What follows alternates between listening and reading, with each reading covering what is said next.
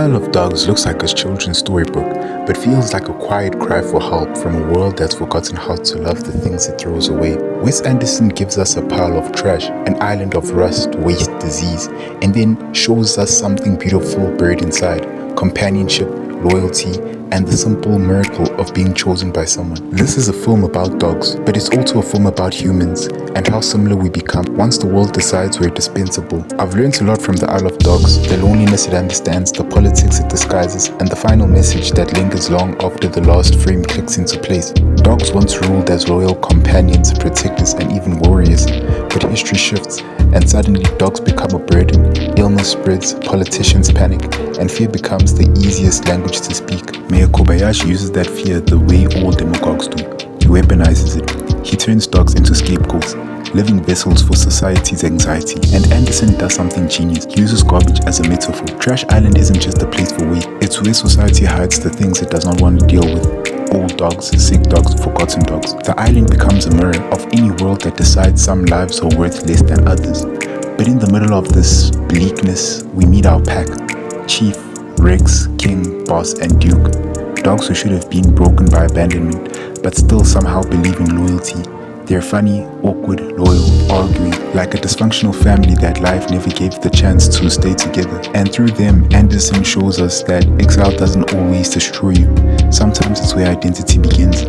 Into this world of fur and trash drops a boy, Atari, crashing his plane into exile because he refuses to accept the story adults told him. He's not just looking for a dog, he's looking for spots, the last thing in his life that didn't leave him.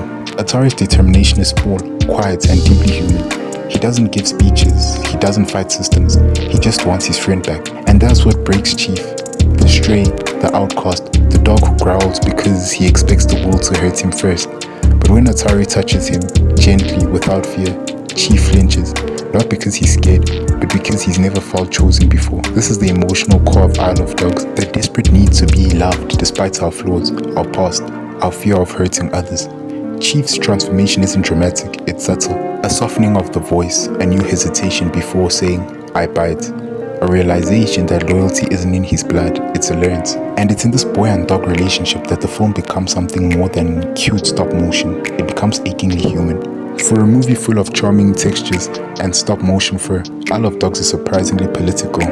Mayor Kobayashi represents a system built on paranoia. Tracy Walker represents the messy, chaotic, determined force of the youth rebellion. The scientists represent people whose voices are buried under propaganda. But Anderson doesn't preach, he doesn't point fingers.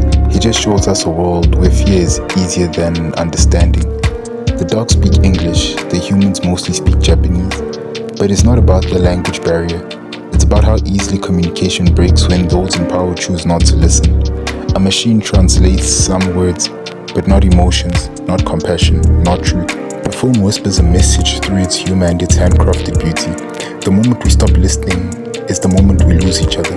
By the time the credits roll, Trash Island is no longer a place of exile. It becomes a sanctuary, a rebuilt refuge, a promise that even forgotten things can be loved again. But what lingers isn't the politics or the jokes, or even the meticulous stop-motion frames. What stays with you is Chief. That quiet moment when he steps into the water, lets it wash the dirt from his fur, and finally admits the truth he's been running from. He wants to be loved. And in that moment, you realize that the film has been whispering one message the whole time. We're all little like these dogs, thrown aside, misunderstood, covered in the emotional garbage life piles on us. But all it takes is one person, one hand, one moment of recognition to remind us that we aren't trash, we're worthy of being found. Isle of Dog lingers because it sees the loneliness we hide, it sees the fear, the longing, the hope we're embarrassed to admit we want.